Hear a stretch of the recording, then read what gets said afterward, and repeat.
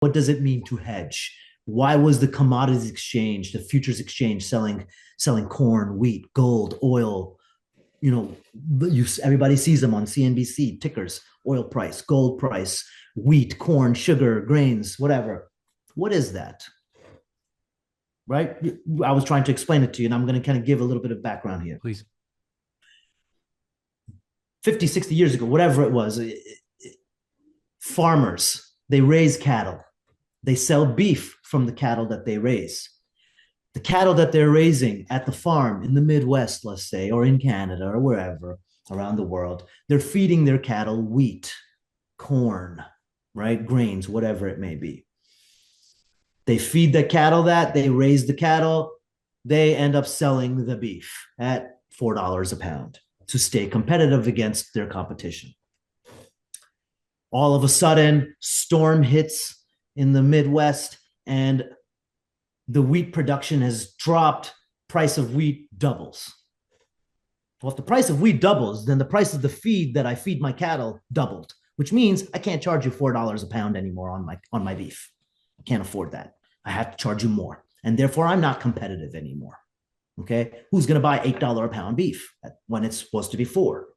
Okay. What we ended up creating in this world was the commodities market, the futures market.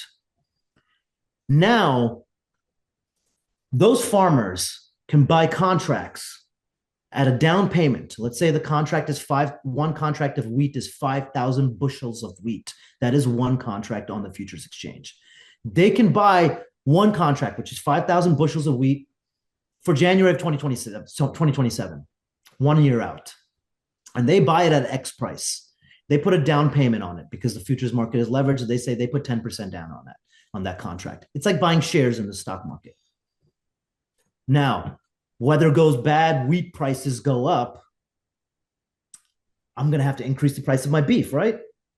Because I have to pay more for my cows to eat. No. I bought contracts of that wheat on the futures market up until January of 2027. So now when the wheat price went up, I made profits on the exchange, on the commodities exchange.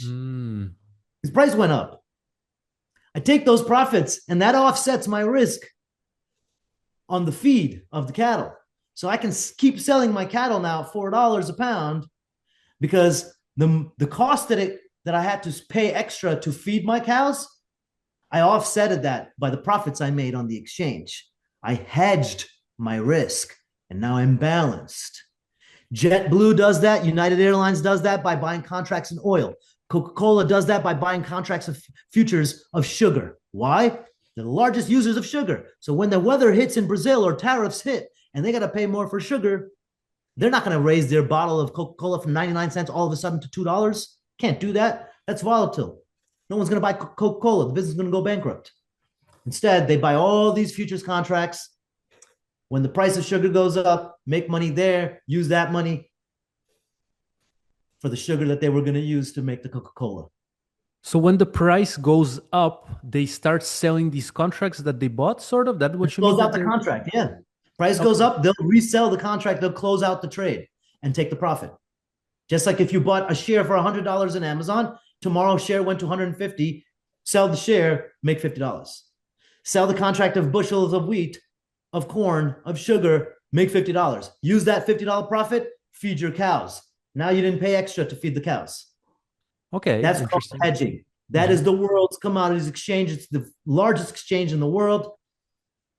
Open 24 hours a day, helping farmers, helping businesses like JetBlue, United Airlines, Coca-Cola, name it. Any large organization out there in the world is hedging their risk. They can't afford to have that level of risk.